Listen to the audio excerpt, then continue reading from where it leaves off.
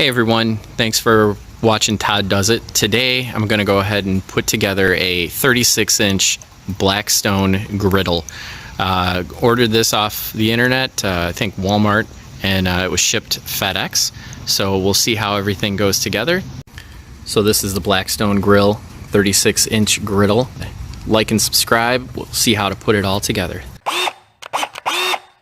Hi guys, so today we're going to go ahead and build the 36-inch griddle cook station by Blackstone. So this grill was ordered through Walmart. So here we can see it says easy assembly, 30 minutes or less, and it's a pretty good size. It'll have 28 pancakes, 72 pieces of bacon, 72 hot dogs, and we have 4 cook zones here. So when we opened it up, this is kind of how it looks. Some knobs, everything's kind of wrapped in plastic. So I'm going to go ahead then and take everything apart, and we'll go ahead then and see all the different pieces. So I got everything in the box taken out. This is what we have. So inside of a little cardboard box here on the bottom, we had, it looks like the tray for the very bottom part of the grill. You can kind of see it upside down there. All the little handles, knobs, and screws. Directions for the griddle cooking station to put together. A couple other things, a registration for the grill, and then some information, and then a nice little pretty sticker. Inside this little cardboard box here, it looks like it's the tray to catch kind of the grease at the back. You kind of scrape everything back there. You have a couple wheels. There's a couple little brackets. They were all inside this foam. The next part you had is it's like the main body of it. So it's all in the plastic still. There's foam and so forth that we'll probably have to take off, I'm assuming. And this is just where all the heating elements and pieces are. 2 little side trays, one on the right side, one on the left. Big heavy duty piece of steel. This is the heaviest part of the box. I would say, you know, if you guys are not easy picking up heavy things, you might want somebody else to help you do this. Step 1 of the build process, you're going to take the main body.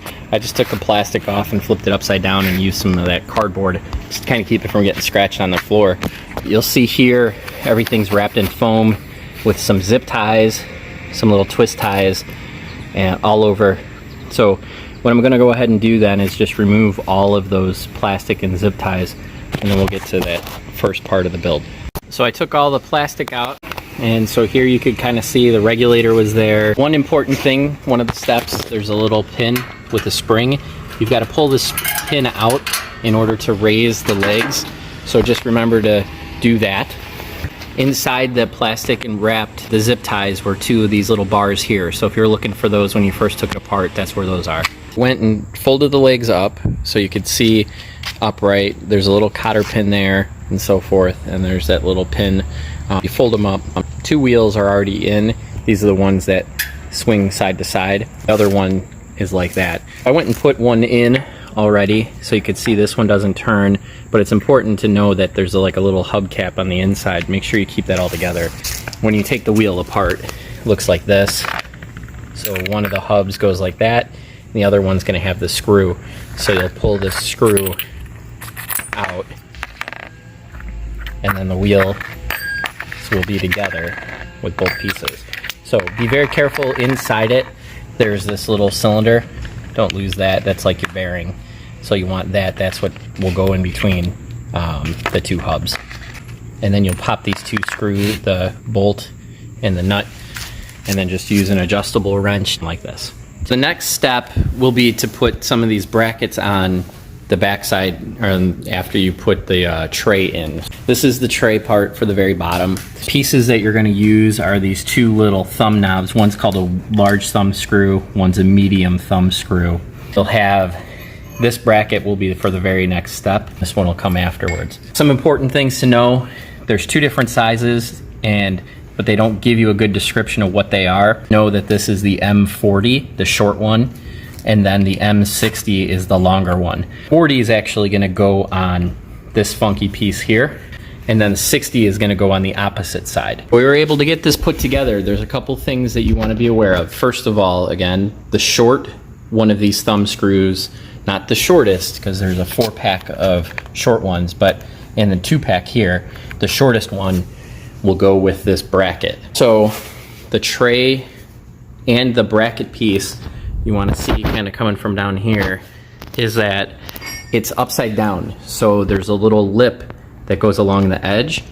That lip is going to be for your bottom part, so it's coming up. So you actually are not setting it down and then screwing it in. You're actually coming from the bottom and screwing it all in. We've got that side, and then this piece is a little bit wider here, so that's why you're using the longer screw, the M60 screw.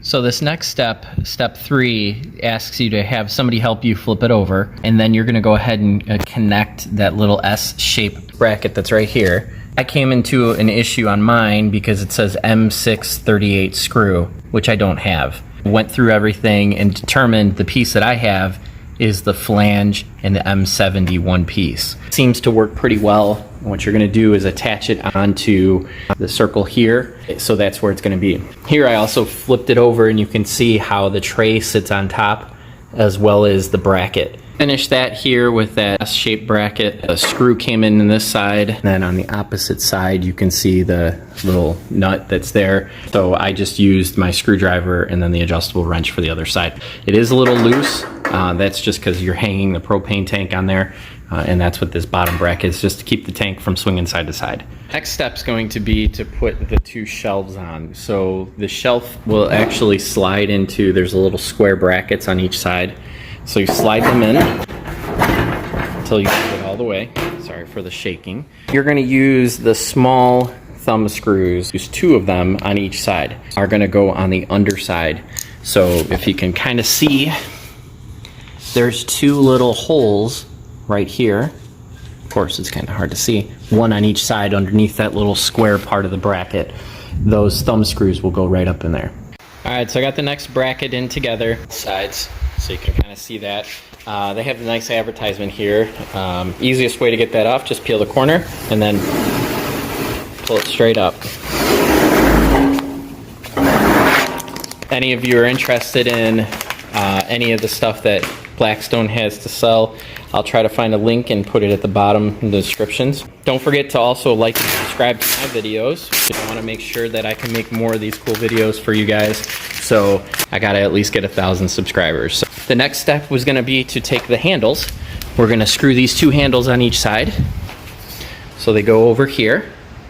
I'm gonna be using these small little screws that are right here, the M612s. So 4 on each side for the handles. One thing I did know, and Blackstone, hopefully you could fix this for me, is I had a paint issue on mine and it started to flake off. I had to pull the grill inside, by the way. Got a nice little thunderstorm going on. You can see the rain coming down. I finally got these together. Trick is with this, hand screw in the top on both sides first, and then you should be able to get the bottom ones in nice and easy, and then use your screwdriver. I found it kind of tricky to get it in first, so we got them both in on both sides. The next step is actually going to take that tray that you had with the little bracket type piece, and they want you to center it on the back just like this. So you just hang it on that back part. The next step in our build is going to be to put the top on. So right now I have it upside down so you can kind of see it. The important part is there's 4 holes, 1 on each side in the corners, and on the tray, or on the back top, for the griddle, there's going to be 4 little pins. You can kind of see these pins here sticking out. So each of those pins is going to go into the hole. One thing to be careful with, that tray is very heavy, or the top is very heavy. I'd say probably at least 40 pounds, if not more. Make sure you're wearing shoes in case you drop it on your toes, and you'll probably want to have somebody to help you pick it up and do this. The top on now, and you can kind of see how it rests on those little holes with a little bit of a gap. So the next couple steps will be to put the handles on. So trick here, you'll see there's a flat spot on this. So if you look at the handle, you'll notice there's a flat spot inside, and that will be the top. And you'll notice the arrow right here. So you just put that flat spot piece right on here, and you push it into place, and it should work out pretty good. So after you do that, over here is your igniter. The igniter part will untwist, and in here you'll have the little spring, and you'll put AA battery. The AA, the trick here, you're actually going to put it in the wrong way. You might think that you're going to put it in with the gold part in, but you're not. You're going to put the little pointed piece out, and you put it in there. You'll put the cap back on, and twist it into place. And then when you push the button, you should hear the clicking sound. So that's how you know you did it correctly. Grill is now complete. We've got the little advertisement on the top. So the next step would be to hook up your propane tank. Down here you can see that little S hook gets to keep it. And then that little U-shaped bracket just holds the propane tank in place. So just kind of stays off the ground. You got your little regulator there. Rip off the label. This one wasn't as satisfying as the other one. One thing to note, you're not ready to cook. Make sure you can watch my next video. That's going to be the important part. And if you read anything in the Blackstone directions, it's going to say that's the most important part. It's called seasoning your grill. So you're not ready to cook yet. You just want to make sure you season it. Please like, subscribe to my videos so I can make more of these. Looking to just get as many subscribers as I can, but hopefully you'll be able to see some great videos that I can do. Again, mine came a little bit defective. Had a little rust spot, it looks like. I'm gonna call Blackstone.